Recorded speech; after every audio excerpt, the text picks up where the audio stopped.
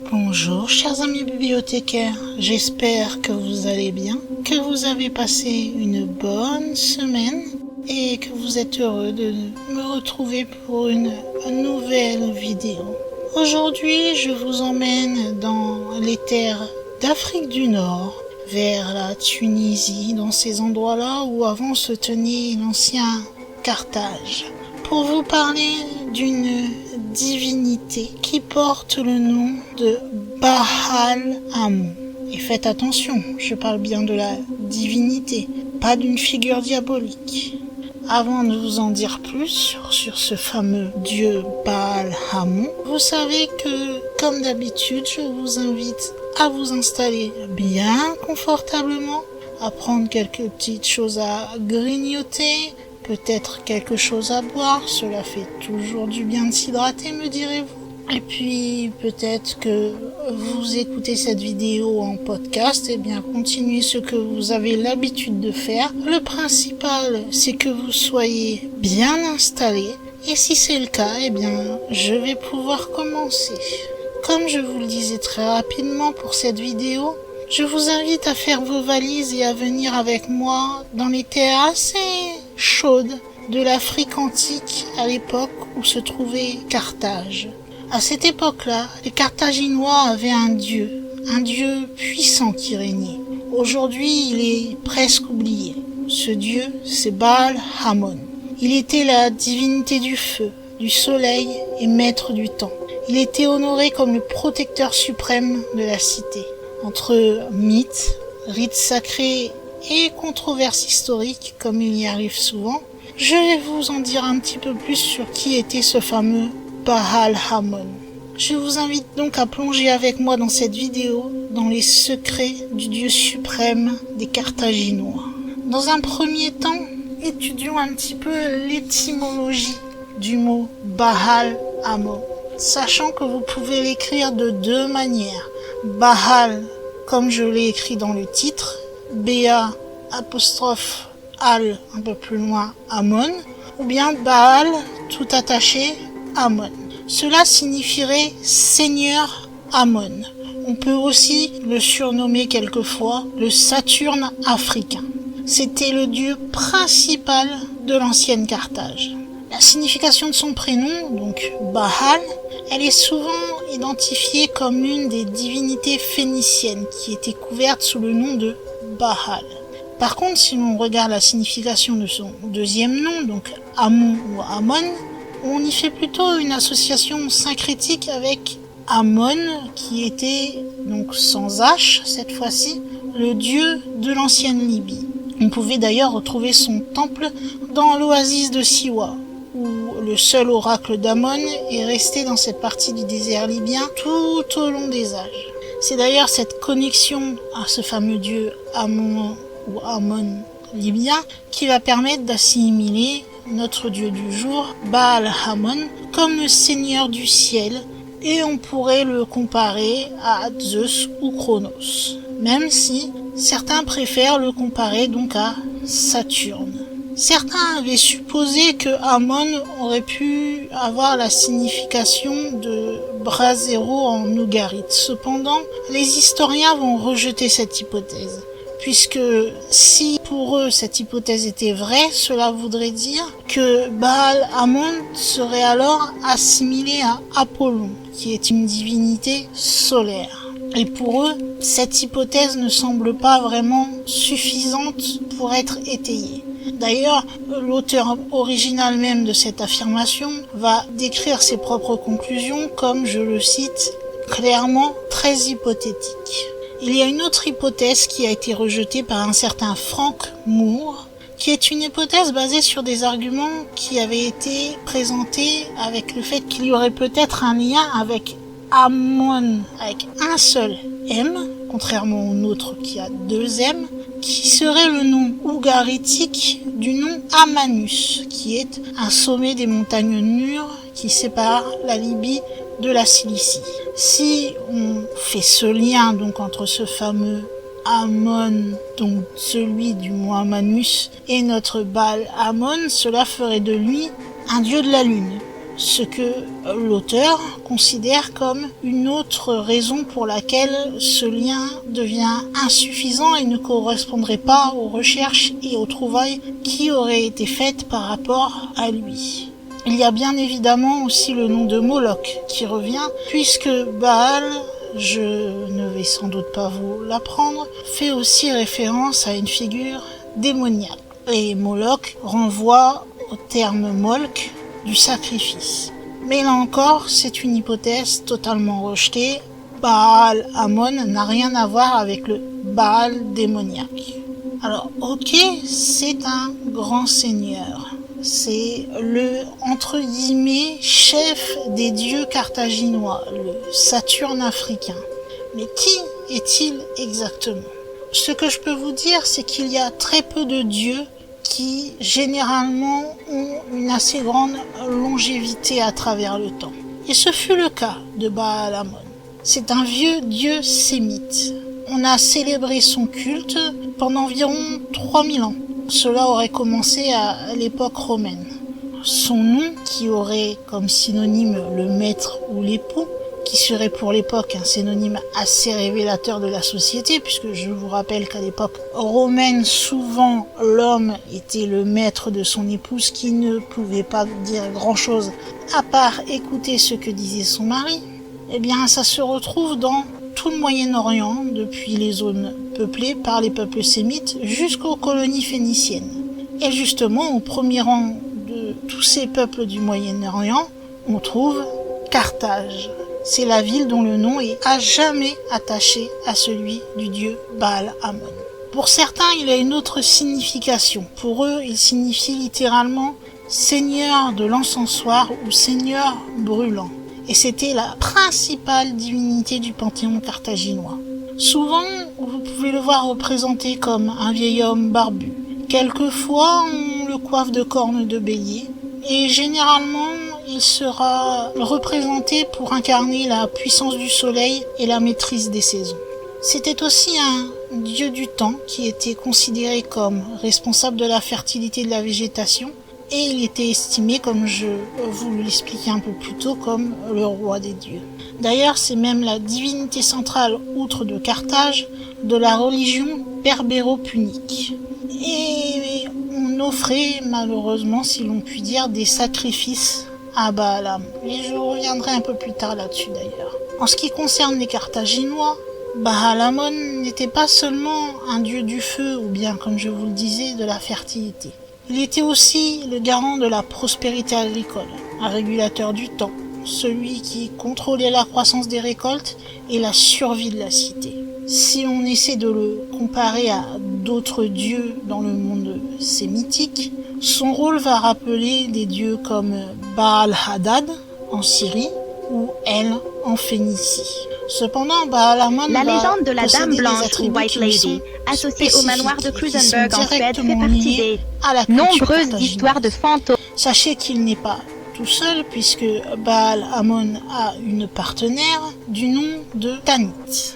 En ce qui concerne où vous pouvez retrouver cette figure divine, eh bien à l'époque, elle était vénérée en Afrique du Nord et dans les colonies carthaginoises de la Méditerranée occidentale, notamment tout ce qui est péninsule ibérique, Sicile, Sardaigne, les îles Baléares. Puis, plus l'Afrique du Nord va commencer à se romaniser, plus ce dieu va être quelque part capté et repris par une divinité romaine dont je vous expliquais qu'il avait le surnom Saturne. C'est ce qu'on appelle un syncrétisme d'association.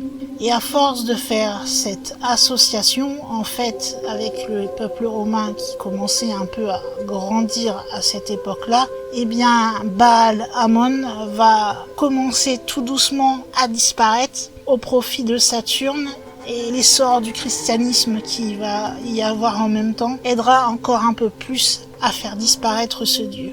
Sachez que l'on parle pour la première fois du dieu Baal Amon dans la seconde moitié du 9e siècle avant Jésus-Christ, en 830-825 à peu près. C'est en Anatolie sud-orientale, à Singirli, qui était l'ancienne capitale du royaume de Yaoudi. Et pourquoi l'on entend parler de ce Baal Amon?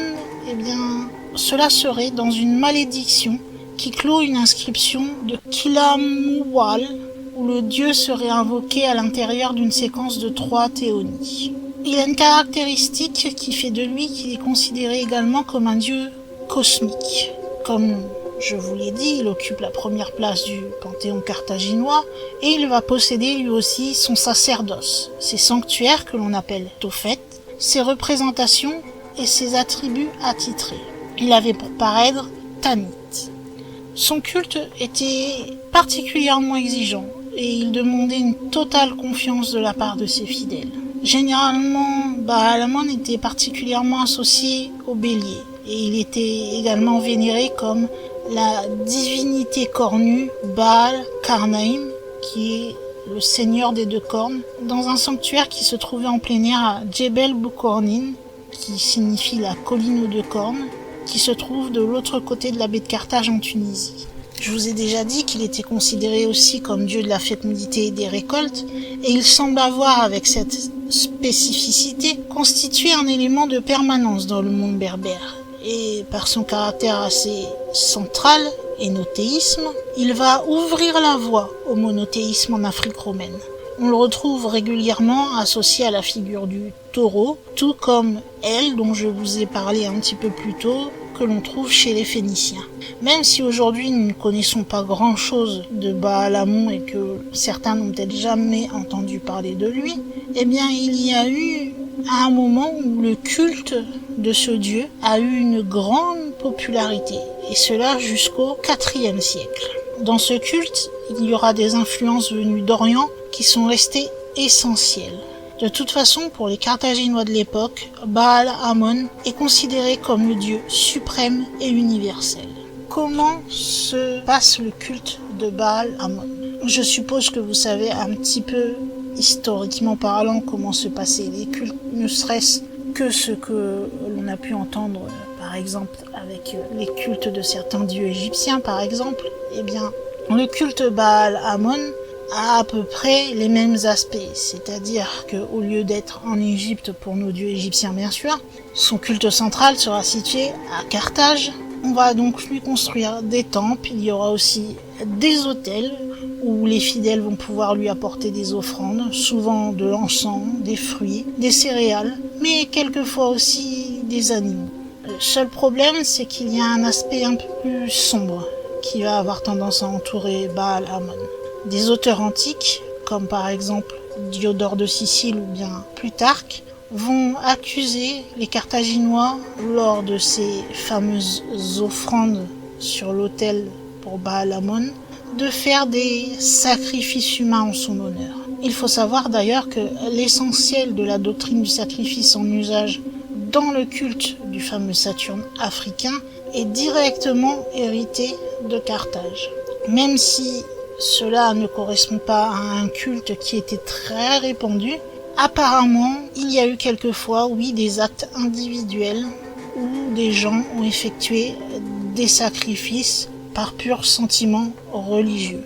Mais la plupart du temps, si au niveau des autels on retrouve des ossements, ce seront bien sûr des ossements et des sacrifices animaux.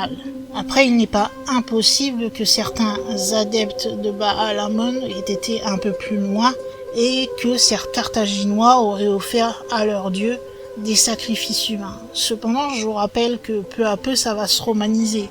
Et à l'époque de Tibère, à Rome, les sacrifices étaient interdits, surtout les sacrifices d'enfants. Les seuls sacrifices qui étaient acceptés, nous allons dire, tolérés serait peut-être le mot le plus juste, c'était pour un culte privé.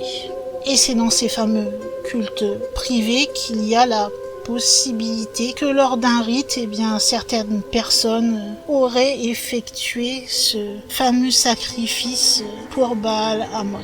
Mais comme je vous l'ai dit, c'est compliqué à savoir ce qu'il en est. C'est quelque chose qui a fait surface, dont on a beaucoup parlé, mais en ce qui concerne, est-ce que c'était très répandu? Est-ce que ça a existé ce ne sont que des suppositions puisque la question est très loin d'être résolue. Puisque même si on a retrouvé beaucoup de choses en ce qui concerne Carthage, si on a retrouvé des stèles dédiées à Baal Amon, si on a bien trouvé les fameux Tophètes, ou bien les restes de temples qui lui étaient dédiés, au niveau des fouilles et des indices archéologiques concernant ces fameux rituels sacrificiels, on n'a pas vraiment retrouvé de grandes preuves à part, comme je vous le disais, oui, des possibles sacrifices d'animaux. Ce sont surtout des dires qui ont été rapportés, je vous rappelle, par des auteurs antiques, du nom encore, pour vous souvenir, de Diodore de Sicile et Plutarque. Je n'y connais pas en littérature antique pour savoir s'ils étaient pas partisans de quelque chose et qu'ils voulaient peut-être, je ne sais pas moi, salir l'image de ce dieu, ou peut-être est-ce vrai. Quelque part, on en sait un peu strictement rien, puisque la seule notion de sacrifice humain, quelque part, elle n'a été faite que par ces sources littéraires, c'est tout. Par contre, on va bien retrouver les fameux Tophètes, donc qui sont ces autels, qui sont des sortes de cimetières sacrés. Et là où ça va poser un problème, c'est que on va retrouver près de certains de ces Tophètes, donc de ces autels, des urnes avec des restes incinérés de nourrissons et de jeunes enfants.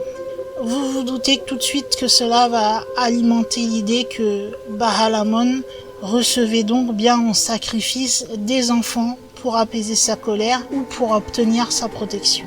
En est venu par la suite le fait que ces sacrifices devaient concerner les premiers-nés des familles les plus nobles, même si souvent on a fait l'hypothèse que des subterfuges étaient utilisés pour pouvoir les épargner, tout simplement. Puisque à l'époque où il y avait des sacrifices, on sait que lorsqu'on proposait des sacrifices de quelqu'un de noble, ça existait, le fait que, en gros, vous achetiez quelqu'un qui se fasse sacrifier pour vous, si vous comprenez ce que je veux dire. Ou bien encore pire, ça allait des moments jusqu'au kidnapping d'enfants étrangers, qu'on faisait passer pour l'enfant donc le plus noble et qui était donc sacrifié à la place du vrai enfant. D'ailleurs, j'ai oublié de le mettre un peu plus tôt, j'avais trouvé quelque chose par rapport à un des fameux auteurs, Diodore de Sicile. Il aurait raconté que lors du siège de Carthage, qui a eu lieu par Agathoclès en 310 avant Jésus-Christ, selon ses écrits, les Carthaginois se seraient reprochés d'avoir abandonné la tradition en sacrifiant des enfants étrangers. Et lorsqu'ils ont vu l'ennemi aux portes, ils se hâtèrent de demander pardon aux dieux en sacrifiant 200 enfants choisis parmi les familles les plus importantes de la ville. Mais là, encore une fois, ce ne sont que des écrits, comme je vous le disais un peu plus tôt. D'ailleurs, selon lui, ces victimes innocentes auraient été sacrifiées puis ensuite incinéré pour être déposé à ces fameux Tophètes. Et dans son livre, il dit ceci. À Carthage, il y avait une statue en bronze de Cronos, les mains tendues, la paume relevée et inclinée vers le sol, de sorte que l'enfant, reposant dessus, roule et tombe dans une fosse pleine de flammes. Après vous dire est-ce que cela était vrai ou faux, comme je vous le disais, on n'a aucune preuve archéologique de ces dires. En ce qui concerne les Tophètes, on a cherché un petit peu et ils ne servaient pas seulement apparemment de sanctuaire supposé de sacrifice d'enfants, mais ils servaient aussi de nécropole. Et là, ce serait un peu plus crédible, puisque si on cherche historiquement parlant, à cette époque, malheureusement, la mortalité infantile était très élevée. Et des fois, certains peut-être préféraient ne pas enterrer classiquement leur nouveau-né et les confier plutôt à leur dieu suprême et éternel, le dieu Baal Amon. Ça, ce serait plus une hypothèse qui pourrait expliquer le fait que l'on ait trouvé ces fameuses urnes au pied des fameux autels, et cela ne serait pas les sacrifices tant décrits par juste 2 écrivains. Après, cela n'empêchera pas, même si la deuxième théorie, comme je vous le disais, à cause de la mortalité infantile élevée, reste la plus plausible, que ce soit la première ou la seconde, de rester des théories qui sont controversées. Alors maintenant, à savoir, est-ce que c'était des sacrifices rituels ou simplement des enfants morts tout à fait naturellement, faisant un rite funéraire spécifique et le mettre au pied de Baal Hamon pour qu'il le protège? Ça, quelque part, c'est un débat qui reste ouvert parmi les chercheurs, même si, encore une fois, comme je vous le disais, apparemment, à part les jarres d'enfants, il n'y a pas d'ossement à proprement parler de sacrifice qui a été retrouvé. Peut-être que je dis des bêtises, corrigez-moi, mais lorsque l'on fait un sacrifice, on va pas s'amuser à faire un rite funéraire derrière pour le corps. Je ne pense pas. Généralement, un sacrifice reste un sacrifice et il est enterré à la va-vite ou on le laisse limite sur place. Je sais pas. Dites-moi ce que vous pensez, vous, en commentaire. Est-ce que ça serait plausible ou pas? Tout ce qu'on peut conclure en tout cas de ce culte, de ce fameux Saturne africain comme on le surnommait, c'est qu'il reste avant tout, et là on va reprendre l'expression de Marcel Leglay, un monothéisme dominateur et fataliste dans cette région. Mais comme je vous le disais un peu plus tôt, malheureusement, le culte de Baal Hamon, je ne suis pas sûr qu'il existe encore, puisque on a évoqué le fait de la romanisation et du fait que celui-ci s'est confondu, nous allons dire, à son équivalent romain qui était Saturne, ce qui fait que lorsque la chute de Carthage va arriver en -146 avant notre ère, le culte de Baal Hamon il s'était déjà progressivement éteint.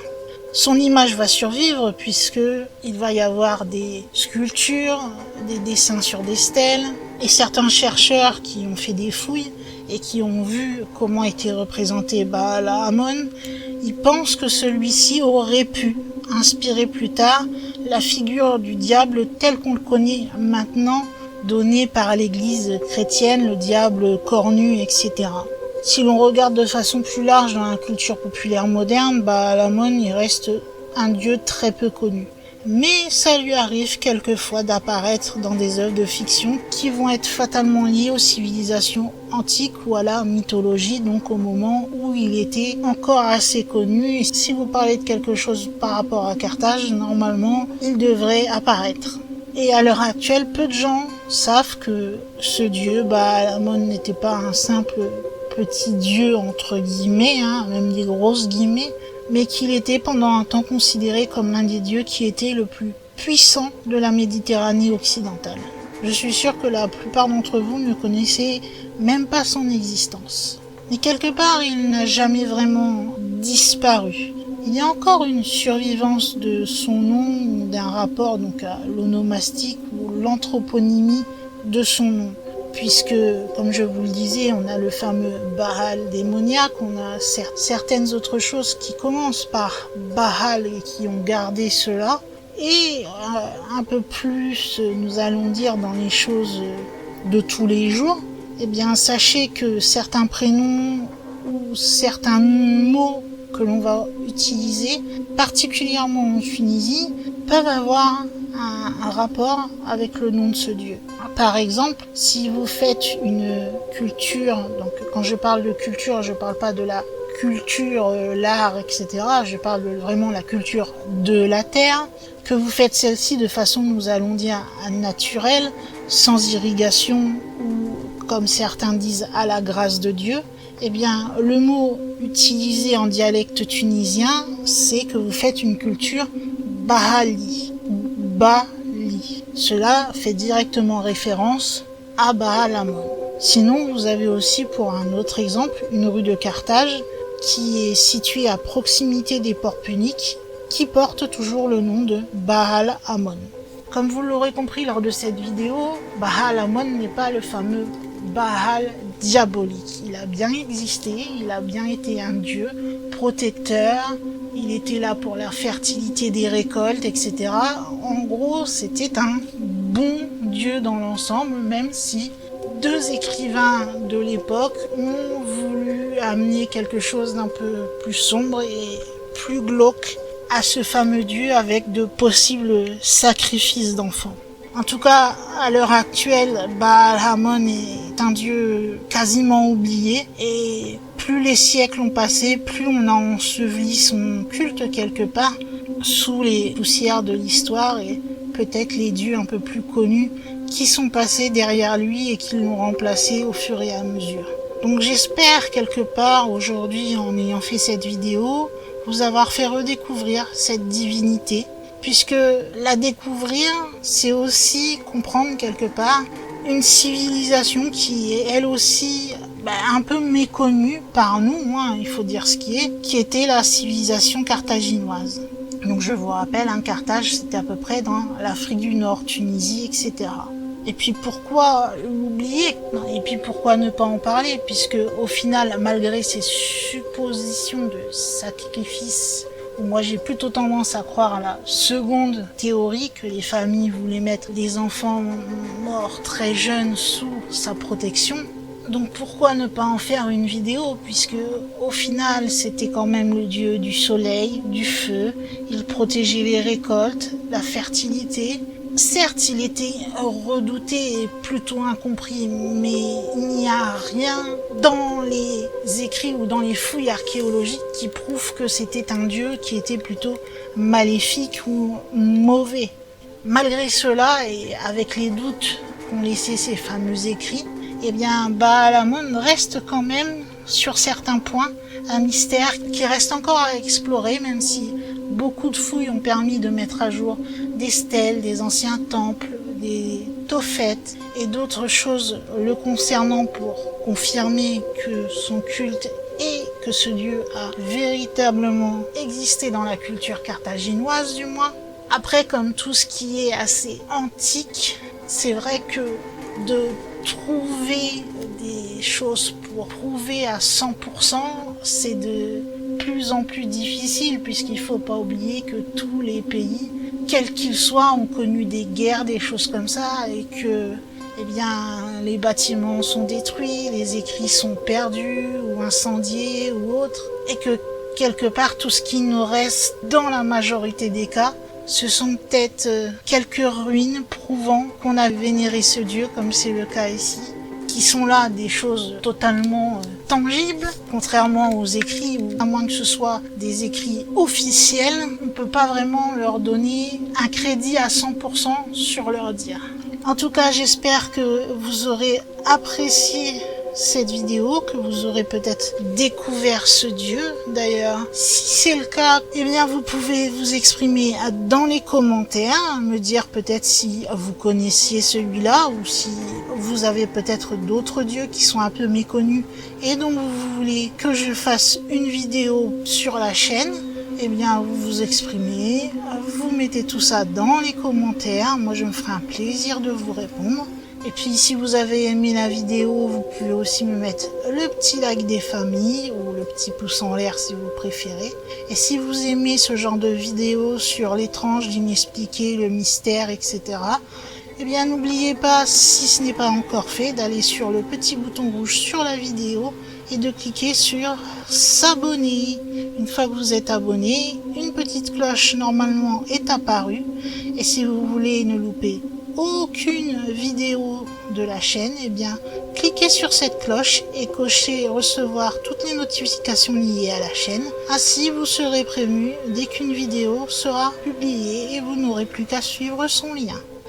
Je crois que je vous ai tout dit, mes chers amis bibliothécaires, et que l'on va pouvoir refermer le livre concernant les mythes et prendre ce fameux livre et le ranger dans notre grande bibliothèque, dans sa rangée qui est dédiée à la mythologie. Et puis, il va être temps également, en tant que gardienne de la bibliothèque, de fermer les portes de celle-ci et de vous dire à la semaine prochaine pour une nouvelle vidéo. Bye!